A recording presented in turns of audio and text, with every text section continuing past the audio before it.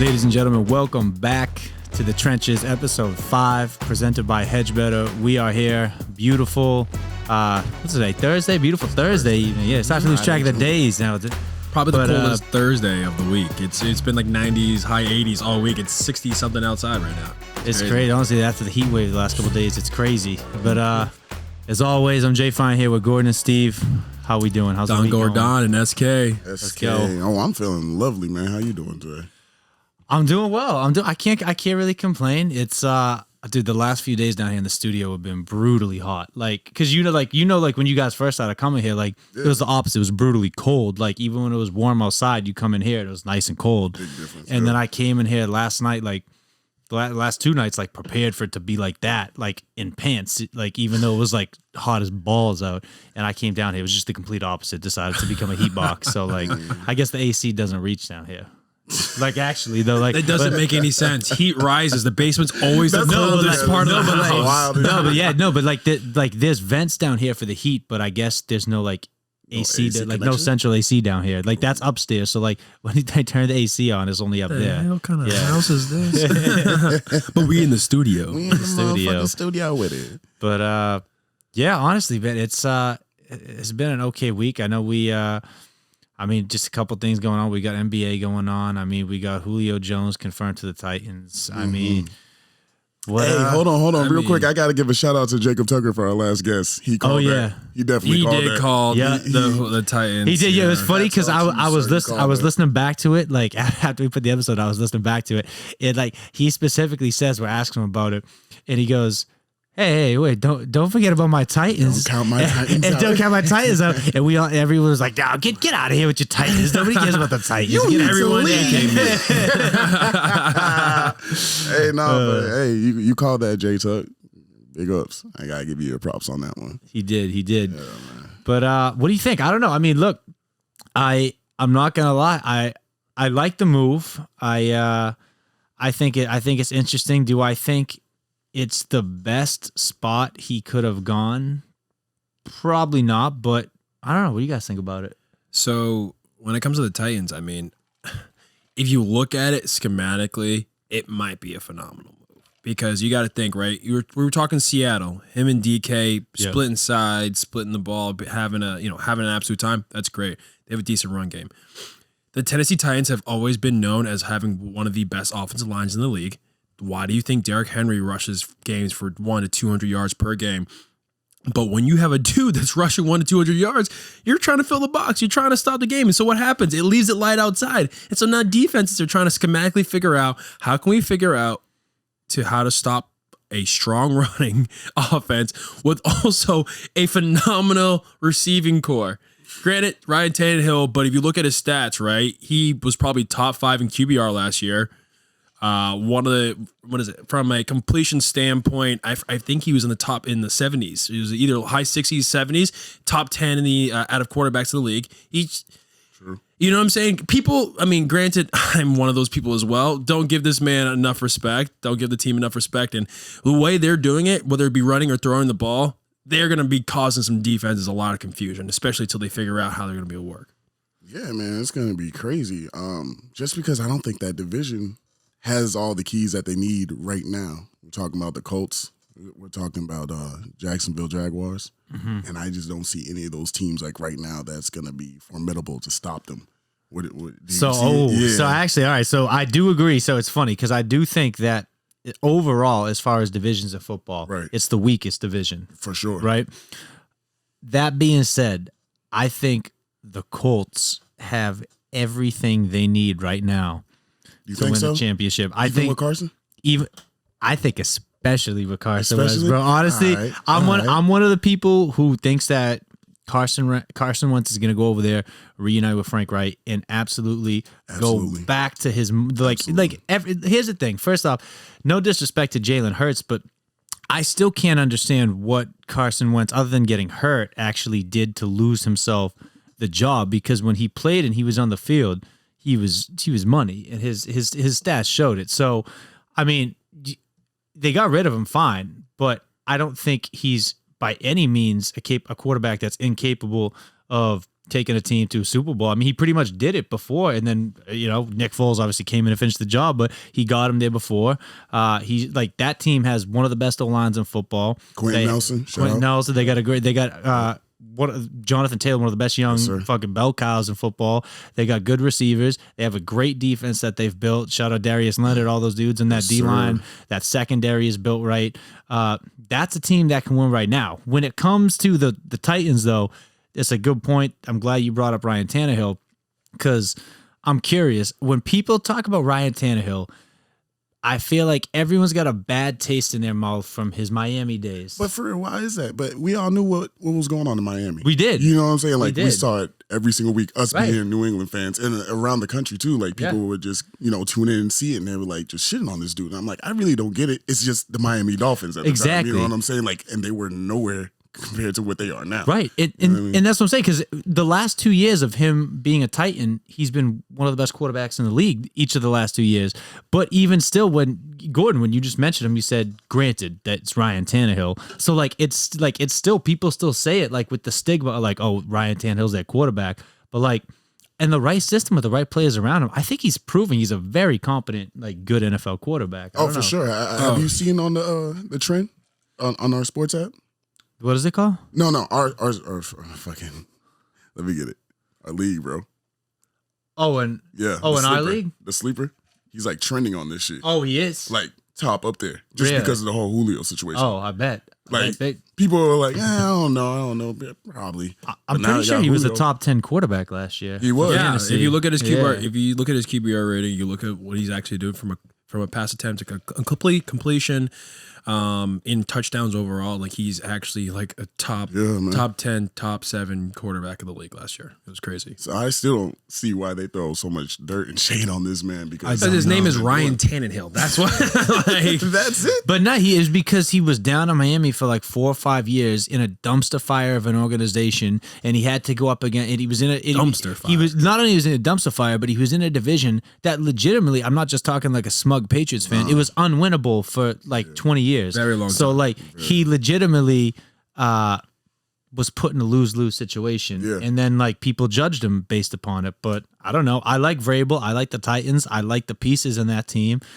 They could make a run. Well, he took Mariota's job, so he must have been doing something right. He did something right. You know what I'm saying? Granted, Mariota did break his freaking leg every other week, so it's like not really he had to try that hard. He just had to not get hurt. But at the same time, Tennessee could always just put out more effort to get a better or elite quarterback. You know what I'm saying? But they didn't because they had that trust in him. They tried to get Tom Brady and failed. But really? Come on. Man.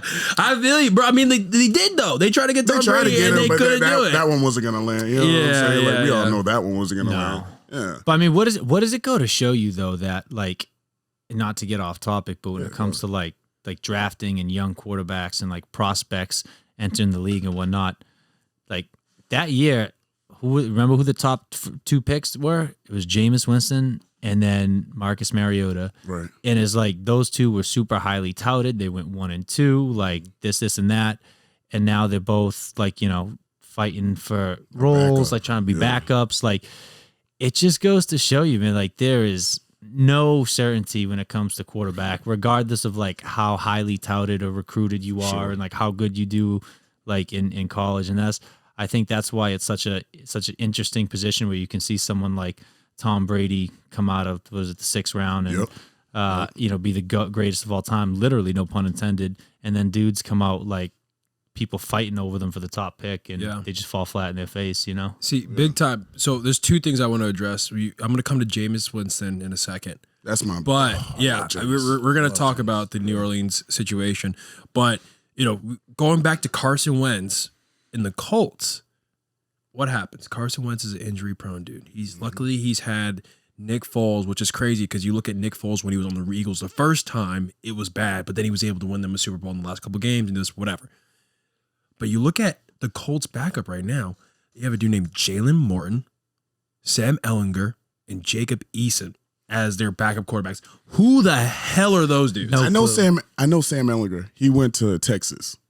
He did. He did go to Texas. He did go to Texas. He won me a lot of money. That's how I remember him. That's how you remember. That's exactly how I remember. Sports better mentality. Hey. 2 rookies. Jalen Morton and Sam Ehlinger are 2 rookies, and Jalen Easton's has been the year for 2 years. And so, you know what I'm saying?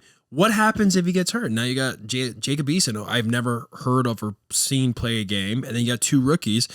Because, I mean, think about it. From a consistency standpoint, there is a higher chance of him getting injured than not getting injured this season. Sure. You know what I'm saying? So it's like, Most okay, definitely. he might have a shot. They might be in a good situation, have the right pieces if they stay healthy. There's still a lot of time, I think, in the offseason for like a backup quarterback to get cut and hit the free agency market. That would be like a real good backup or something like that, you know? And all that stuff just now kicking off. Like, I mean, like the Patriots eventually, you know, we're not going to carry all 4 of the quarterbacks on our roster. So I was actually so on the Dr. Football show presented by Hedgebetter, we were talking about this last week, and basically the question was, okay, right now you got 4 quarterbacks on the Patriots roster, right? You got Cam Newton, you got Brian Hoyer, who they just recently signed and brought in. Mm-hmm. Obviously, we got Mac Jones, and we still got Jared Stidham, right?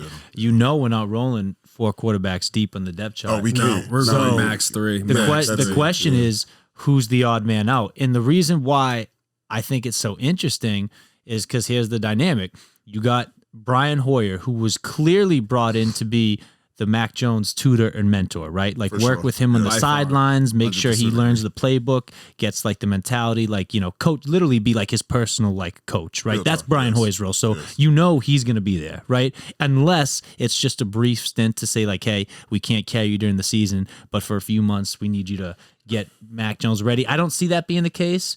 It could potentially be. So that means that, and you know they're not cutting Mac Jones. They can't. So that means they can't that afford to cut Mac Jones. Right. So that means that we got 2 quarterbacks now that are potentially in the chopping block. And that's either Cam Newton, who I personally think should be the day 1 starter, and I think is actually going to have I think he's still the captain. I'm actually really excited for him to play this year. So that brings up the point. Is Jared Stidham the dude who, you know, we shoved Brady out the door for, thought he was going to be, you know, the next dude? Is he the odd man out in that 4-man rotation? I've been saying this for years, bro. Like, he's been getting me tight. Stidham has been getting me tight ever since the Auburn days. I don't know how much y'all stayed up with the SEC, especially Auburn, but I have, just because I have so many friends and all that. But, bro, he was fucking up in college. As soon as they put him in the pros, what was that first pass he had? Was it interception? It was an interception, yeah. To the crib, right? It was bad. It was a pick 6 against the Jets. He was not. It was ready. a pick 6. He was not ready. Because I was like, all right, let's see what this dude can do. As soon as they put him in, do a pick 6, and I was like, this is not going to be well, bro. This is not going to go over well. And knowing, obviously, with Hoyer's history, right? He's been on and off the Patriots for years. You know what I'm saying? This is not a new rodeo for him. He knows the Patriots offense. He knows the coaching staff, and he has led a team. He has been a starter for several years. Remember, he was on the Texans, and he's been on other teams as well. And so you want to come in, have a new kid come in, have a starter who's definitely not going to start, you know what I'm saying? And then have a dude that has that experience he has, knows the Patriots offense, who can literally be his mentor, his teacher, and connect with Mac Jones. I think Brian Hoyer is a good fit for that. Granted, we have Cam Newton that's still going to be there, and if something were to happen, Brian Hoyer could step in because he could handle it. But that's like a temporary. But that's. I mean, I'm saying it's a possibility. So I guess he could be a short term, help if Mac is not ready when something happens. If something happens, don't want to give any. I think what's going to happen if Cam, and hopefully he doesn't get hurt, but if Cam goes down, Brian's there for that situation. Just in case. Yeah, just in case, just to get Mac Jones ready. I don't think the Pats are going to put Brian Hoyer in the game. I agree. You know what I'm saying? I don't think he'll ever see the field unless he's the only quarterback. Like, he's going to be number 3. Yeah, you feel? right, Yeah, right, exactly what you're saying. He's going to be number 3. Then sure. go Mac number 2, and then obviously Cam number 1. But they have Brian at the number 3 spot just to get Mac ready. Exactly. In case. You know what I'm saying? They're not going to put Brian in there. To your point, Stidham's out. Yeah. I mean, like without honestly, I don't have to think of that hard. Stidham's gone. Did you see something you liked? Huh? Did you see something you liked? Give me a positive thing. Give me one I know positive me thing and Gordon about started. I Jared was like, Stidham. no. Other than you can sometimes mess up his name. Other than that, give me one positive thing. No. I don't have anything positive to say about Stidham. Boom. I just look back. And I think about like over the last couple years, right? Right.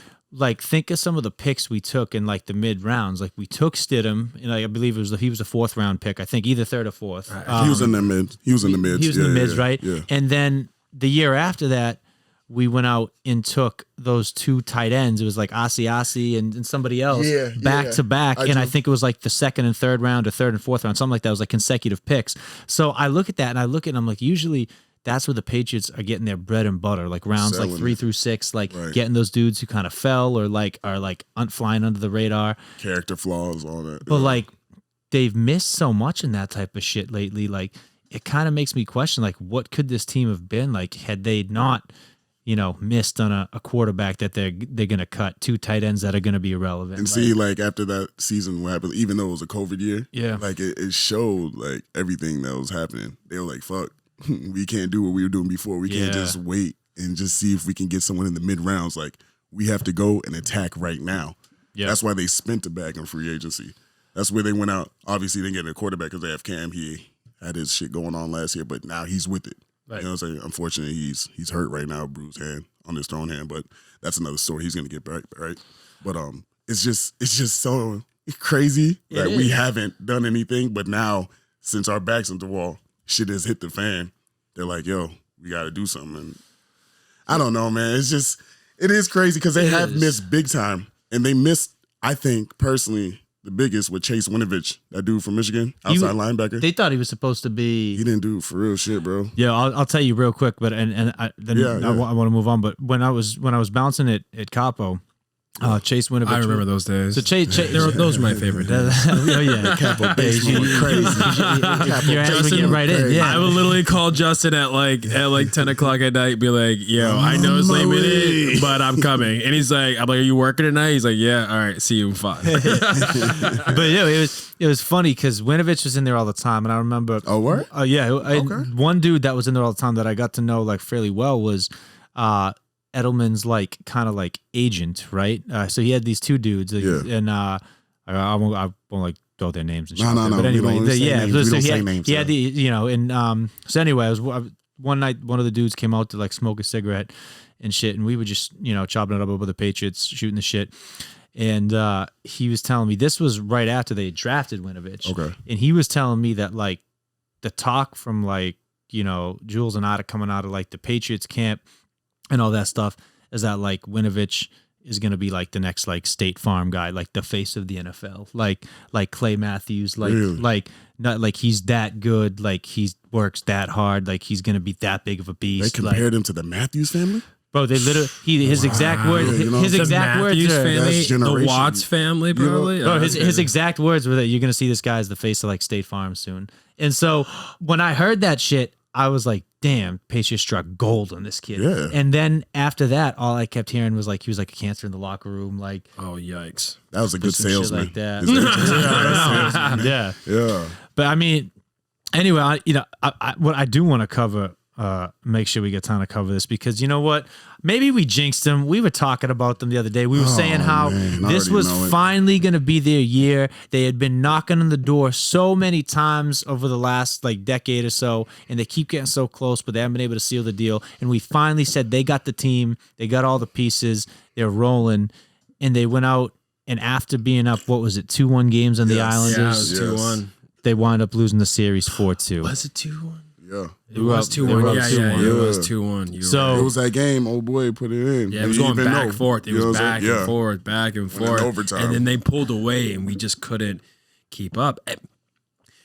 I'm not even going to like as much as I love the Bruins, but this series has been one of the most electric playoff series I've ever watched.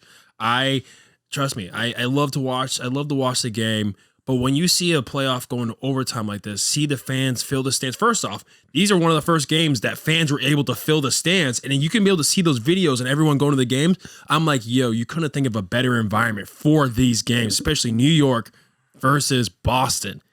Crazy. It's no better. It doesn't get better than that. Better. But, you really can't knock both teams. Both teams have had a really good bout during this series. Bruins, they've been able to fight really strong, but some of those late line switches, I feel like the Islanders raid would get us really tired. And it's been it was a crazy series, but at the end of the day, being the Bruins guy I am, I still would think we could have pulled out the game 7. You know, it just happened that it just got away from us at this point. You know. So what happened, bro? I want to ask you a question because I feel like you probably know more about this than I don't know. Than me. Yeah, honestly, he's talking to Gordon right now. He's putting me on the spot. Let me just look up all my notes. No. Honestly, just basic ass question. Just like first off, a 2-parter. Like we kept hearing that this team finally had like all of the pieces. You know what I mean? So like.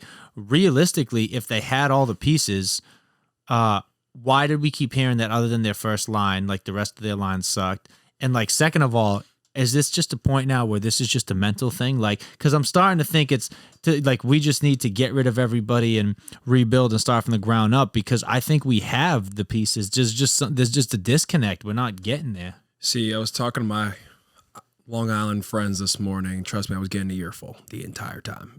You really can't say that much at this point. I wish they could have seen your eyes when you said friends. We don't even say this. We call ourselves acquaintances at this point. My Long Island acquaintances. They were giving me an earful about, you know, they're not wrong. The Nets won because the Nets are hot. The Islanders were. You know, they're balling right now because I wouldn't say they're young, but we are old. We have a very old Bruins team. Okay. You know, guys that have been here for some time. And I'm like, they're getting us winded. I mean, I'm not going to say that we don't have depth, but the fact is, you know, when we start to get in the third or fourth line and people are freaking dying out, it's tough. It's tough to watch. You got an older team. We need to figure out how we're able to switch that up. Do we still have Bergeron and Chara? No, Chara's gone. And Rast, though? Rast is still there, yeah. Bro, I've been hearing that name since I was in high school, so I know, oh boy, got to be old. Rast, he's been balling from what I was seeing. But and they switched him out at the end of Game 5. Did you see that? No, but was this Rast's fault? Like, I don't really... No. I don't think it's Rast's fault because early in the games, it seemed like we were really dominant. Like you said, it was the first, second line. We were been really dominant. But when we start getting the third, fourth line, people start getting exhausted. And then you see the Islanders clearly start taking it away. And then as soon as they start to take it away, start leading, it just looks like it's really hard for us to come back. You know what I'm saying? And it's tough to watch. It's tough to see. But at the end of the day, there's a lot of changes that we're going to need to make in the offseason to figure out what the best way. It's a lot of that was great. That was phenomenal. There's a lot of changes that we're going to have to make in the future. And, it's only going up. Yeah, we have a lot of old guys, but you got to think about it, right? If you think about a better team to have for, solid leadership, we have that. We just need to bring some younger guys in. Some guys to take the reins, so when the old guys are ready to grow, they're good to go, and we'll be fine. I think we have a bright future. Granted, we have pieces, but I think we have a phenomenal future with the new additions we'll be able to make it in the offseason. But you're saying we shouldn't have gone out like that? Yeah, we shouldn't. Yeah, I thought we should have made it. I thought we should have made it Game 7. I really did. I don't know. I mean, forget about Portnoy and Feidelberg and those guys being fans, but I really think we should have made that. And we let it get away. First off, Game 5, you know what I'm saying? We played comeback, and next we were down by 1 with a couple minutes left in the third period, and it's like you're hopeful, but you know that there's depending based on the playing that we still might not make it, and we didn't win that game, and then they started to get up on us. It was 1-0 at the beginning of the game in Game 6, and I'm like, okay, it's early, we're still good. 1-1, we tie it up. The energy is still flowing, it's still going. And I'm not gonna lie, we're at Islander Stadium, and so what happens is if you look at the early seasons, the games that we won were away, right? So I'm thinking the madman that I am, that we still got a shot, we still good. And they start pulling away. Next, it's 1-2, it's like 1-3, and then it's 1-4. I'm like, oh god, no coming back from that. There's no coming back. Morale's low. It's the third period. It's just not going the way we wanted to, and it's you really hate to see it. You really hate to see the boys get down like that. But next year, bro. Next year. What's up, Justin? You look like you got so much on the No, man. Honestly, it's just funny because it's like I don't know. In Boston, like we grew up with the culture of just always winning something, like whether it was a Super Bowl, a World Series, even an NBA title or a Stanley Cup, like we sprinkled, one of those in there. Yeah. I don't know, man. I think we're gonna have to start preparing ourselves for what it's like to just be a sports fan from a regular city. What's even? Spoiled, but I'm saying we're no longer title town, man. Nah. Like growing up, we were title town. Like Boston sports fans had a reason to be sports. Oh yeah. Like not that we're gonna be bad, but like it's gonna be nothing what we've done in the past. No, bro. Yeah. Like we start every year off now, just like every other team: Patriots, Celtics, Bruins, 2-1, Sox, 1-2. Like, that's not like maybe we'll make the playoffs. Maybe we'll make a run at it. Like, nah, it was for sure. We're in there. Yeah, Conference games, legit. like all across the board. But I'm not even joking. But dude, Crazy, the dude who's literally texting me right now, my buddy Maury, he used to take the day off after the Super Bowl. Like, man, what? Like, bro, he used to. I'm not even joking. He would call out from work for the day off after the Super Bowl, like around like week 6, because he was just like, I know I'm going to need it off. The Patriots are going to be in it. But there was like a 5-year span where we were in like 4 of the Super Bowl. Yeah. So it was like, he was doing it, but like it was legit because like every year we were the Super Bowl. He was like, yeah, no, I took the day off like months ago. Like that, but that's what he just did. This like 3-month premonition, I won't be here, boss. but that's what it used to be. Like we pencil us in for the AFC Championship game, and we'll probably go to the Super Bowl. Right. Like you know what I mean? Like that's just how it was. Like, and then sprinkle in like 3 World Series with the Red Sox. Was it even 4? Was it 4? Am I doing the Red that? Sox? Yeah, no. Is it 3? Is it 3 or 4? I think it's 3. No, it's 4. It's 4. They won 4. Yeah, they just won one because they won a few years ago. Yeah, so it's 4. Yeah, you're right. So you sprinkle in 4 World Series, a Stanley Cup, an NBA title, and then 6 Super Bowls. Like, bro, we're spoiled, and I don't know. And what makes it all kind of worse is, I hate doing this, bringing up the New York guys, but in this year, it's all New there York, is baby. a shot that the Nets, the Mets, and the Islanders could all potentially have a championship. Hey, good for them. I'm not even gonna lie, good for them. Because them boys have been down bad. They have. They have been down They deserve it. They're from New York. They deserve it. I wanted the Knicks to make a run. I was a Knicks fan these playoffs. I like the Nets. I told you I wanted to see D Rose. Did you see he got 1 vote for MVP? Yeah, and it was from the fans. You see that? I tell you, and I was one of the motherfucking fans. Nah, bro. Oh. Have you seen the disrespectful shit that Durant has been doing? Like oh my God. No, I mean personally. Yes. To be honest, yes. Do you mean like in terms of like shitting on him like basketball wise, or like on the court and off the court? So have you heard about what's going on? No. I'll lay it out. So basically, there was a whole I believe this woman named Lana Rhodes. Mm-hmm. So what happened was, to give a little backstory on it. Yeah. You know who this is? Isn't she a porn star? She's a retired porn star, if that's even a thing. If that's a thing. You never retire. You just shut the camera off. Basically. And so this woman goes on, I think one of Portnoy's podcasts, and she was talking about being in Miami, and a team flew down and she went on a date. And the person that she went on a date with brought a backup date if she wasn't going to, have that, after date expectation. Wait, the expectation, bro? Oh, the person like had someone on speed dial. Like he brought her and was like, yo, if you're not going to, she's going to. So she saw her. Wait, Kevin Durant did this? Yo, hold on. I got to tell you the whole story. You're asking too many questions. Yeah. No, but who does this involve right now? We're literally, I'm laying out the story. And so there's a lot of detective work. Okay. I'm not going to take credit for all his detective work. This is just me watching it. All right. Yeah, as much as I would love to just take credit for being an absolute genius. But so basically, they had that conversation. And okay, they were down there during this time frame. And the only teams that were down there were the Nets and one other team. It's like, okay, that's fine. And then look at the date, the specific date that was there. Okay, so because you knew it was a New York team, it was either Knicks or the Nets. And then that one time, it was like that specific date. Okay, it was the Nets. And now we have to figure out who on the Nets is the one that was on there. And apparently she was on another podcast and said, oh yeah, the guy was, that I hung out on a date that did a story with. Oh, he's a Virgo. So bringing that astrology stuff in there. And if you look up the birthdays on the team, KD is the only Virgo on that team. Sherlock Holmes. Damn. And I'm just like, Where's Watson at?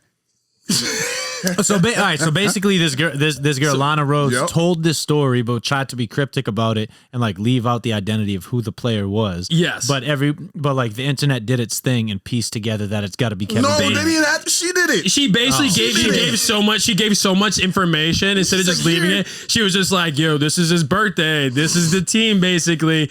And I'm not gonna say his name. And then all of a sudden they're like, "Oh my god, who could it be?" I'm not gonna say who he is, but he's like 6'10" and can play all 5 positions. I'm not gonna say who he is. And so he's been going through. So he's going through that. And KD in his personal life has just been an absolute boss. When he was talking, remember when he was talking junk to Michael Rappaport? First off, Barstool hates Rappaport, and it's because he's just talking. So and he tried to come at KD for being this, that, and the other thing. KD flamed him. And then Rappaport put those receipts on the internet, and everyone on the internet flamed him, and he started crying, bro. He literally was like, boy cried on TV, bro. Crying. He cried on TV. He was like, man, man, I don't really like getting bullied, man. I don't really. And he's like, oh my god, this dude. How you gonna come at this dude? Cried on TV, bro. Soft. The street cred's gone. Yeah, remember he had those respect burner accounts? He used to do the burner account? Yeah. Oh, KD, the burner account? Yeah, he would comment on his own thing. Oh, shit. I heard he was a good guy.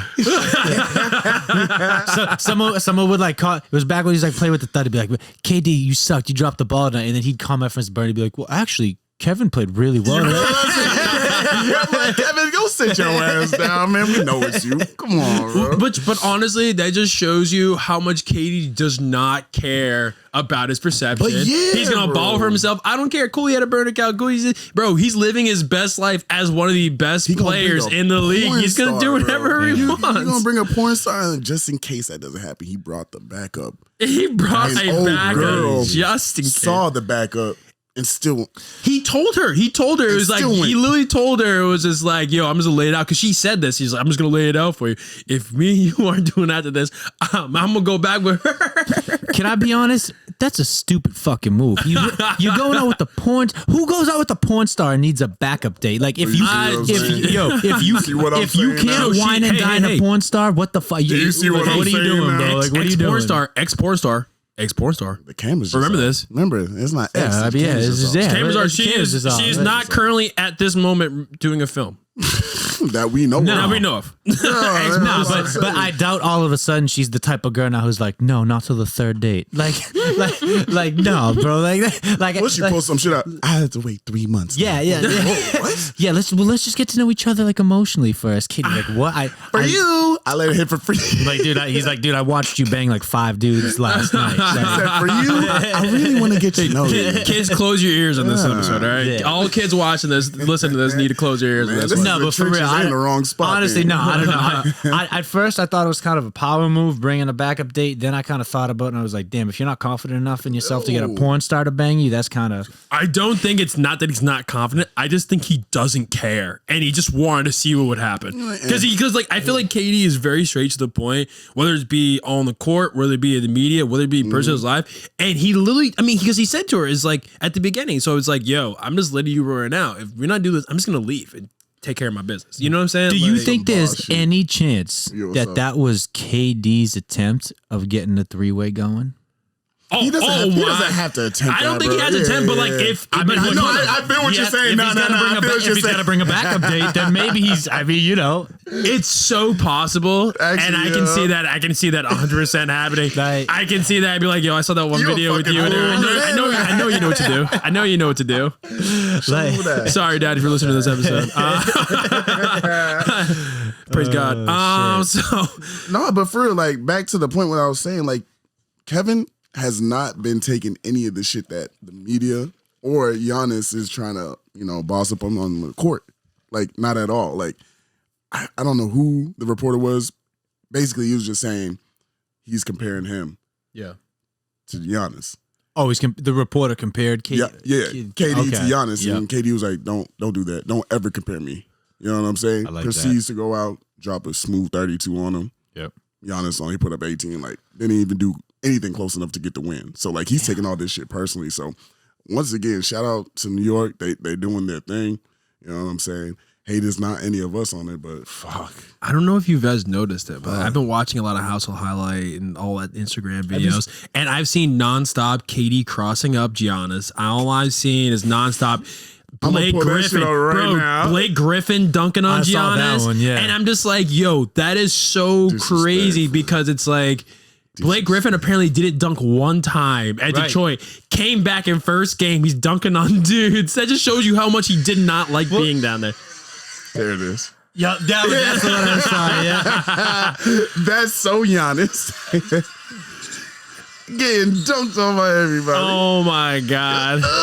He be getting dunked on a lot though for a dude that's 7 feet tall, bro. Bro, he's just honestly, I think he's just sad at this point. Bro, they lost by like 30 points the other night, 30, 40 points the other night. I'm like, yo, that is insane. They didn't even crack 100. I can't honestly. That's another thing that pissing me off with the Bucks is like, and I'll granted, Milwaukee's not exactly a free agency like destination, but like neither was OKC. But you see what they did for a couple of years, right? But I'm saying Giannis, in my opinion, is one of the as an individual is one of the top 3, at least top 5, maybe top 3, top five, dominant freak athletes in the NBA. Just dominant, right? Yeah, for sure. Like, if you got a dude like that, especially, and he's got it up here too, like he is one of the fiercest competitors in the NBA. Oh yeah, you got a dude like that, you got to put more around him than like Chris Middleton and like fucking like people like Bledsoe, you know what I mean? Bledsoe was balling out a little bit. They had a couple pieces. Like I said, it's tough to get big. It's tough to get big names to go to Milwaukee, but still, they haven't put the team around them like Brooklyn's got. Like Brooklyn walks in there and he's like, "All right, KD, Giannis, you guys fucking cancel each other out, battle it out." Yeah. And then we got Harden, we got Griffin, we got Irving. Like Milwaukee can't compete. Yeah, that bench didn't do shit for them last game. I'm just looking at this, bro. Like the 6 points off the bench, that was the highest. Yeah, so I'm sold on. I'm basically sold on the Nets making it all the way. Who do you think is going to beat them? The Suns. Phoenix, yeah. Phoenix. You think they're going to full on beat them up? Devin Booker is on a fucking mission. He made this man change his jersey number, bro.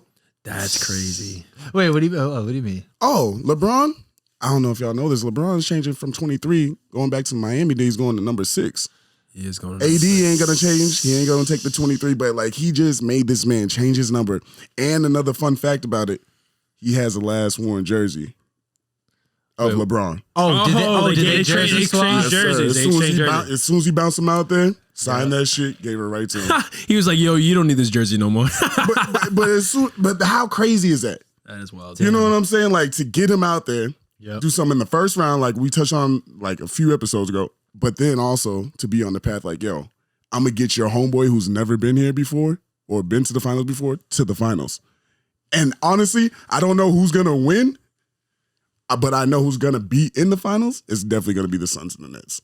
I think so. Unless some freak shit happens. Like, it's definitely. I will say, I hate how you're right, I really hate it. No, I think you're right, really but. don't like that shit at all. Hey, man, I'm just trying to let the people know. Just got hit in the face with the microphone. No, but it wasn't his first time. It like fell down, dude. I like flinched. Chill out. He's heard that one before. Chill out. Hey, but no.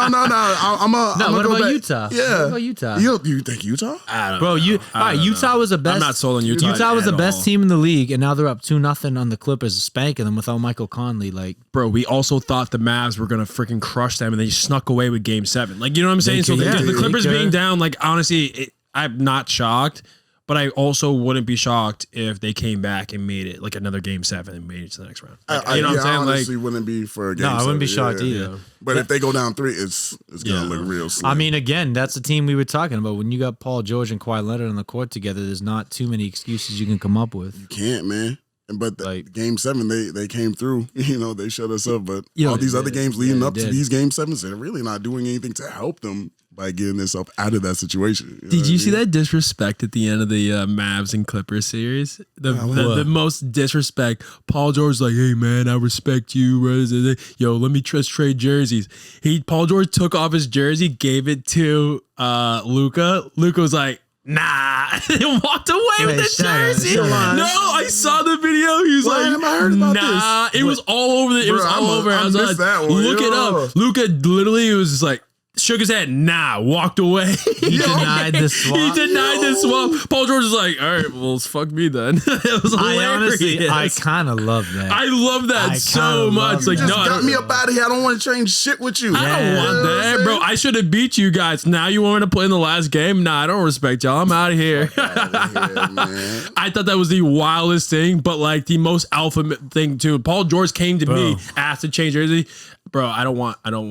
No, you're not getting mine. I'm going back to my locker room. All right, I'll see y'all guys. I love that shit. I love that. But we talked about that in the very first episode of The Trenches. We need more of that in the NBA. Right. We need more, not just in the NBA, in professional sports. We need more athletes who they're not besties like after the game. Like, you know what I mean? Like that's one of the things that for me, like, crushes modern sports is like you see these dudes just like yo, they're all like hugging and smiling and friendly. It's like back in the day, you hated the dude who was standing in your way of a championship. I took that personally. Yeah, legit. I took that shit personally. You legit took it personally. Though. And Dame's on that type of time. Yeah. Not even trying to be punny. No. But for real, like, he's on that type of time. Like, yep. I'm on the mission.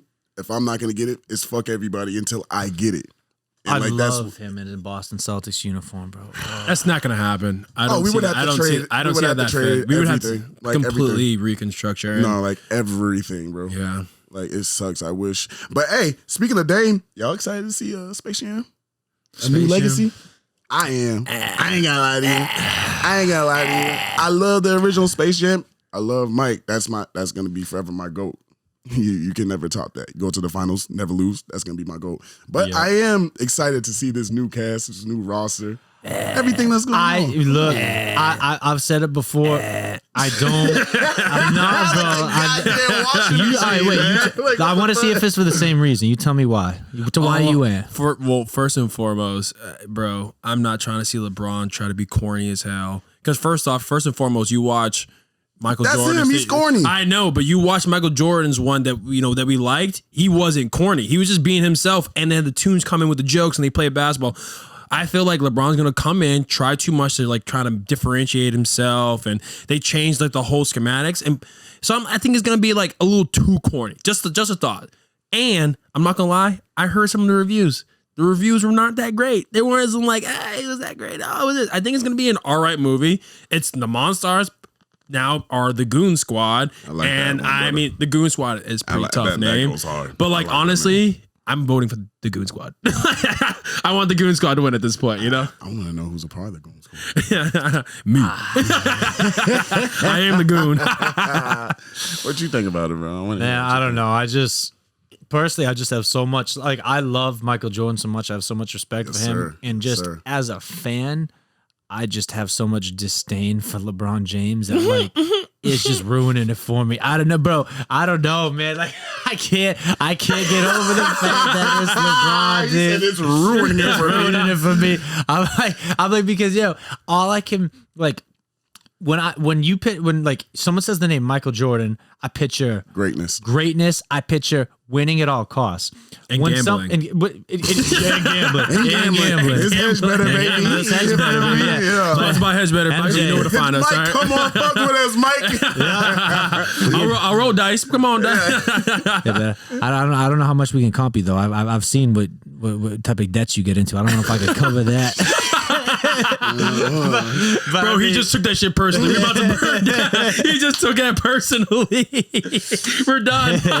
And we're done. Fuck, yeah. I'm going to get a notice tomorrow. Go ahead. But, no, but so like when I think of him, I think of greatness. I think of winning. I think of a fierce competitor. Right. When I think of LeBron, I think of a dude that jersey swaps with the dude who just met him and doesn't care about what happened because after the game's over, he gets to go back to his life as being LeBron and like he complain about his teammates and all sorts of shit like that. Like, I don't know, man. Like it's just been a continuous thing with me. I don't know. Maybe I'm just not like I respect the shit out of his game, but like for sure. I've just part of it also too is as a Boston person, you've always had a rival with him between him being in Cleveland and in Miami and whatnot. But yeah, I've just always had a problem with him as like his attitude as like a teammate. Like it just seems like when things go right, it's because he's making things go right, and when things go wrong, it's because his teammates aren't picking up the slack. So Let's play the blame. Yeah. No, that's real. But like I said, I'm more than excited to see this just because it's gonna be something new. It's gonna be something fresh. It's supposed to be the digital age, so we're gonna see all that shit, all that fun shit. But I can't wait for it. That's all I'm gonna say about it. I just need to see something new, something different. Yeah. Kind of like that Coming to America thing that we were talking about. Like, you got to take it for what it is. You know what I'm saying? Even though it's going to be like decades later. Big time. People are going to watch it. They're going to get some nostalgia. You know, they're going to make a ton of money because of it. Will it be the greatest movie ever? Probably not. But it's going to be something that people are going to remember and not going to forget, and also, like, in some ways enjoy, unless you're like Justin and have absolute disdain for LeBron. Anything's possible. There's no escaping him now. He just bought into the Red Sox. Like, he's here to stay. Like, oh, he knew you were talking shit. He's like, where's this dude live? Yeah. All right. What's his favorite sport? Maybe, what's that one team I can buy into? All right. Okay, you can do that. Maybe I can play a little reverse psychology. Maybe if I talk enough shit, maybe he'll, like, try to get me to like him. Like, oh, Justin, come to my box at the Red Sox game. And Rough and Rowdy. That'll change that shit. Do you listen to LeBron, Rough and Rowdy? All right, LeBron, I'll consider it. Like, maybe I'll be there. No, fuck. Yeah. But anyway, it's gonna be a short one for us today in the trenches. We're gonna go ahead and wrap it up. Appreciate you guys being with us. SK's a hot date. Chill out. I thought you got a hot date, bro. Hey, yo, relax. That's Hey, man, bro. Hey, man, just get the call to action. Deflection 101. Talk to see his girl, right? But yeah, we appreciate you guys being with us. We got some good stuff in the works. We're gonna have some good guests coming on. Some people you're definitely gonna want to listen to. Gonna provide some good insight. We're up right now on Spotify. Episodes 1 through 4. Episode 5 will be up soon. We're working on Apple Music. We got a little bit of a technical difficulty we're dealing with. I don't know why they always suck, and they're supposed to get back to me. So it's pretty soon we'll be up on Apple Music. We're also launching on YouTube right now as well. So when you guys you like listening to us, you want to watch us as well, come check us out on YouTube. And that's gonna be us for the trenches. Give us that rate. Give us a subscribe. Yep. You know what I'm saying? Get that subscribe for the boys. He said, I said. Sorry, Griffin's coming this weekend. You know what I'm saying? Give us a rate, subscribe, and we want to hear your thoughts, your feedback. So we're obviously giving the best content, making sure that you guys are getting the best out of us. You know what I'm saying? Because that's what we are, the trenches. We're guys that talk about whatever we want, do whatever we want, but at the same time, we want to make sure you're all happy at the end of the day. So help us make this a better show. We'll talk about whatever you guys want us to talk about. Honestly. Sir, SK signing off. Your boy Don Gordon. Yes, sir. Easy.